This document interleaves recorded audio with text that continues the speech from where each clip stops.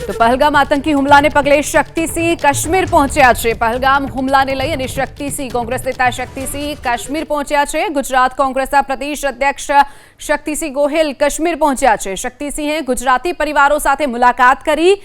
તેઓ સુરક્ષિત છે કે કેમ તેની ખરાઈ તેમણે કરી છે। આતંકી હુમલામાં મૃત્યુ પામનાર પરિવારની પણ તેમણે મુલાકાત કરી। શક્તિસિંહ હાલ કાશ્મીર પહોંચ્યા છે। ગુજરાતીઓના મૃતદેહ વતન લઈ જવાની વ્યવસ્થા અંગે પણ તેમણે માહિતી મેળવી છે। પહલગામ આતંકી હુમલાને પગલે શક્તિસિંહ કાશ્મીર પહોંચ્યા છે। ગુજરાત કોંગ્રેસના પ્રદેશ અધ્યક્ષ શક્તિસિંહ ગોહિલ કાશ્મીર પહોંચ્યા છે અને તેઓએ ત્યાં ગુજરાતીઓની સાથે મુલાકાત કરી। તેઓ સુરક્ષિત છે કે કેમ અને સાથે જે મૃતકો છે તેમના મૃતદેહને માદરે વતન લાવવા માટેની જે વ્યવસ્થા છે તેની પણ તેમણે સમીક્ષા કરી।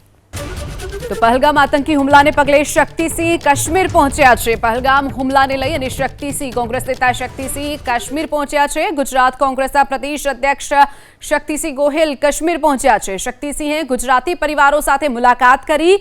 તેઓ સુરક્ષિત છે કે કેમ તેની ખરાઈ તેમણે કરી છે। આતંકી હુમલામાં મૃત્યુ પામનાર પરિવારની પણ તેમણે મુલાકાત કરી।